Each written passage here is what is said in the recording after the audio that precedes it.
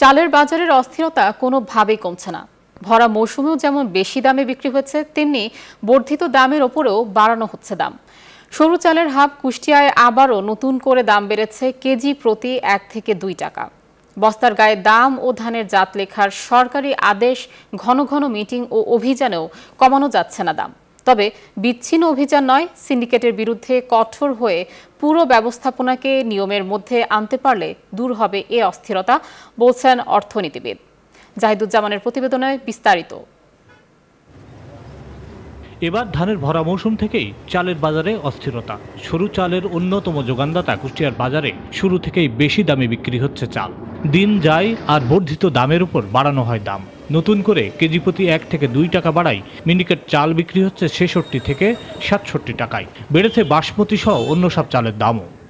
300 চাউল কিনতে গেলে টাকা ফুরায় যায়, বাজার করা পয়সা হয় না। বাজারটা হঠাৎ করে এরকম বেড়ে যায়, আমরা সাধারণ যারা মানুষ তারা একটু বিপাকে পড়ছি। খুচরা বিক্রেতারা বলছেন তারা সামান্য লাভ রাখেন, দাম নিয়ন্ত্রিত হয় মিল থেকেই। কি কারণে চাউলের দামটা বাড়লো সেটা মিল মালিকরাই ভালো জানে, আর মিল মালিকরা ধান যাদের কাছ থেকে কিনে তারা ভালো জানে। সিজন এই সময় তো চালের দাম বাড়ে না, সিজনে যখন বাড়ছে গেছে তখন তো সিজন চলে গেলে তো কমার সম্ভাবনা নেই। মিল মালিকদের কথা, শুরু থেকেই ধানের দাম বেশি, চালের দাম বেশি রেখেও লাভ হচ্ছে না তাদের। চাউল বাজার অনুযায়ী মনে হচ্ছে বেশি, এটা আমাদের কাছেও মনে হচ্ছে বেশি, কিন্তু আসলে তুলনামূলক ধান ক্রয় করার সময় আমরা যে রেটে কিনছে তাতে আমাদের প্রত্যেকটা ব্যবসায়িক লসের দিকে যাচ্ছে।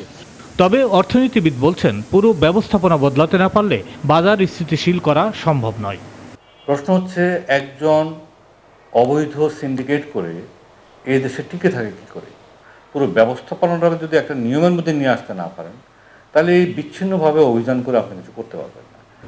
বাজার স্বাভাবিক করতে সরকারের পক্ষে বড় উদ্যোগ নেওয়া হয়েছে, বলছেন জেলা প্রশাসক। জেলা প্রশাসনের তরফ থেকে প্রতিনিয়ত অভিযান পরিচালনা করা হয় এবং মোবাইল কোর্টও পরিচালনা করা হয়।